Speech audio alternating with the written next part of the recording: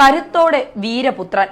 മറ്റൊരു രാജ്യത്ത് നിന്ന് തിരിച്ചുവന്ന സൈനിക ഉദ്യോഗസ്ഥനെ രാജ്യം സ്വീകരിച്ച ശേഷം ചെയ്യുന്ന നടപടിക്രമങ്ങൾ എന്തൊക്കെ? വ്യോമസേന വിംഗ് കമാൻഡർ അഭിനന്ദൻ വർത്തമാൻ ഇന്ത്യയിൽ തിരിച്ചെത്തിയിരിക്കുകയാണ്. ശത്രു രാജ്യത്തു നിന്നും തിരികെ എത്തിയ ഒരു സൈനികനെ പലതരം നടപടിക്രമങ്ങൾക്ക് ഇന്ത്യ വിധേയനാക്കും. ഇതിൽ ഏറ്റവും പ്രധാനമാണ് ഡീബ്രീഫിംഗ്. ഈ നടപടിയുടെ ഭാഗമായി വ്യോമസേന intelligence bureau, research and analysis wing, വിദേശകാര്യ മന്ത്രാലയം എന്നിങ്ങനെ ഉദ്യോഗസ്ഥർ അഭിനന്ദനെ രഹസ്യ കേന്ദ്രങ്ങളിൽ ചോദ്യം ചെയ്യും. പാക് അധികൃതരോട് അഭിനന്ദൻ എന്തെല്ലാം വെളിപ്പെടുത്തി എന്നറിയുകയായിരുന്നു ഡീബ്രീഫിംഗിന്റെ പ്രധാന ഉദ്ദേശം. വിമാനം തകർന്നത് എങ്ങനെ, പാക് വിമാനത്തെ വീഴ്ത്തിയത് എങ്ങനെ, പാക് ചാര സംഘടനയായ ISI ചോദ്യം ചെയ്തോ, പാക് കസ്റ്റഡിയിൽ മർദ്ദിക്കപ്പെട്ടോ തുടങ്ങിയ കാര്യങ്ങൾ അഭിനന്ദനോട് ഇന്ത്യ ചോദിച്ചറിയും.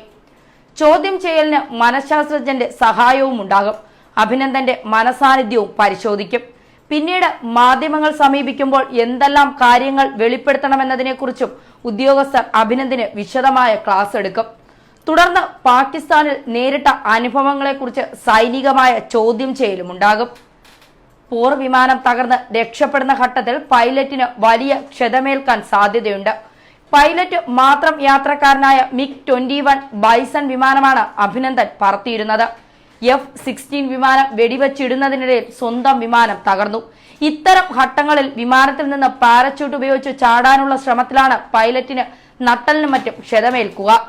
എൻജിൻ ബട്ടൺ അമർത്തിയാൽ ഇരിപ്പിടം വേഗത്തിൽ ഉയരുകയും വിമാനത്തിന്റെ മുകൾ ഭാഗം തകർത്ത് പൈലറ്റ് പുറത്തു വരികയും പാരച്യൂട്ട് നിവരുകയുമാണ് ചെയ്യുക. പാരച്യൂട്ടിൽ പാകിസ്ഥാനിൽ ചെന്ന് വീണ അഭിനന്ദന് നാട്ടുകാരുടെ മർദ്ദനം ഏൽക്കേണ്ടി വന്നു. ചോരയൊലിപ്പിക്കുന്ന മുഖവുമായി പാകിസ്ഥാൻ സേന അഭിനന്ദനെ മോചിപ്പിക്കുന്ന വീഡിയോ ദൃശ്യങ്ങൾ പുറത്തു വന്നത് സോഷ്യൽ മീഡിയയിൽ ഏറെ വൈറലായിരുന്നു. ഈ ആഘാതങ്ങളും വൈദ്യപരിശോധനയിൽ ബോധ്യപ്പെടും. എല്ലാ നടപടികളും പൂർത്തിയായ ശേഷമേ അഭിനന്ദൻ മാധ്യമങ്ങളെ അഭിമുഖീകരിക്കാൻ സാധ്യതയുള്ളൂ.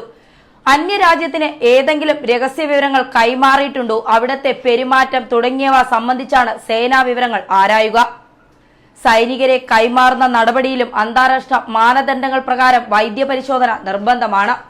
മോചനഘട്ടത്തിൽ വർത്തമാന അകമ്പടിയായി നിന്ന ഇന്ത്യൻ എയർ അറ്റാഷെ JD കുര്യനും നയതന്ത്ര പ്രതിനിധികളുമാണ് ഇക്കാര്യങ്ങളിൽ സാക്ഷികളായി നിൽക്കുക. രാത്രി 9:20 പാകിസ്ഥാൻ റേഞ്ചേഴ്സിന്റെ അകമ്പടിയോടെ അഭിനന്ദനെ വാഗ അതിർത്തി വഴി ഇന്ത്യയിലെത്തിച്ചത്. ഇന്ത്യയിലെത്തിയ അഭിനന്ദനെ BSF ഏറ്റുവാങ്ങി. റെഡ് ക്രോസിന്റെ മെഡിക്കൽ പരിശോധനകൾ അടക്കമുള്ള നിരവധി നടപടിക്രമങ്ങളും പ്രോട്ടോകോളുകൾക്കും പിന്നാലെയാണ് സൈനികനെ പാകിസ്ഥാൻ ഇന്ത്യക്ക് കൈമാറിയത്. Air vice marshal RKG Kapoor, Sreekumar Prabhakaran എന്നിവരാണ് അഭിനന്ദനെ സ്വീകരിച്ചത്. അഭിനന്ദനായി പ്രത്യേക വിമാനം പാകിസ്ഥാനിലേക്ക് അയക്കാമെന്ന് ഇന്ത്യ അറിയിച്ചിരുന്നുവെങ്കിലും പാകിസ്ഥാൻ ഇത് നിഷേധിക്കുകയായിരുന്നു.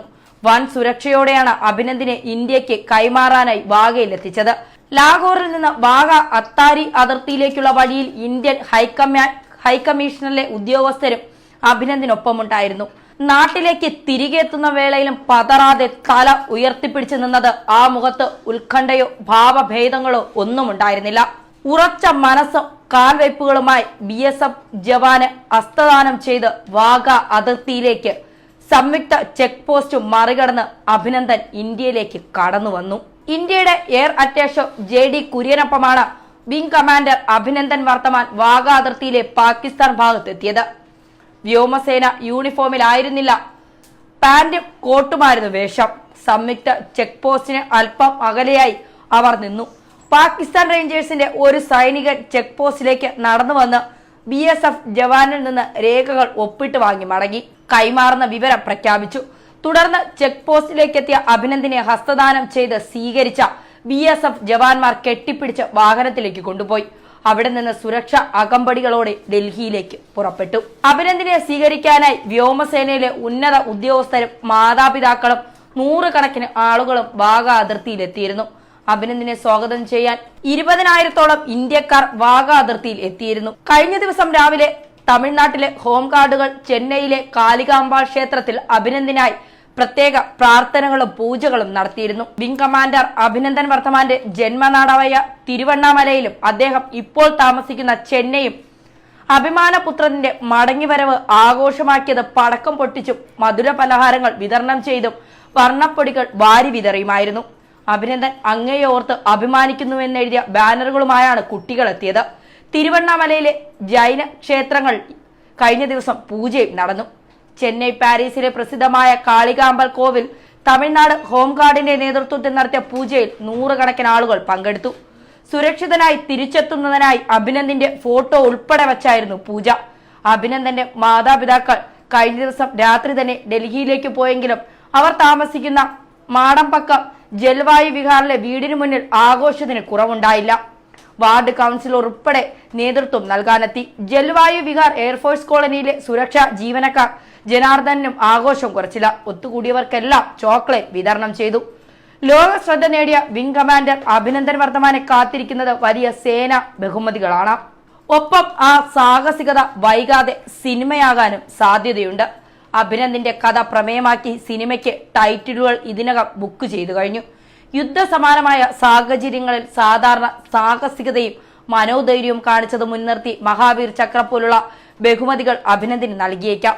പാകിസ്ഥാന്റെ പക്കലുള്ള ഏറ്റവും മുന്തിയ F-16 വിമാനം വെടിവെച്ചു വീഴ്ത്തിയത് സൈനിക തലത്തിൽ ഏറെ ശ്രദ്ധേയമായ നേട്ടമാണ്. അമേരിക്കയിൽ നിന്ന് പാകിസ്ഥാന് ലഭിച്ച വിമാനമാണിത്. മുമ്പ് F-16 ഇന്ത്യ ശ്രമിച്ചിരുന്നുവെങ്കിലും കിട്ടിയിരുന്നില്ല. ന്യൂസ് ഡെസ്ക് മലയാളി വാർത്ത.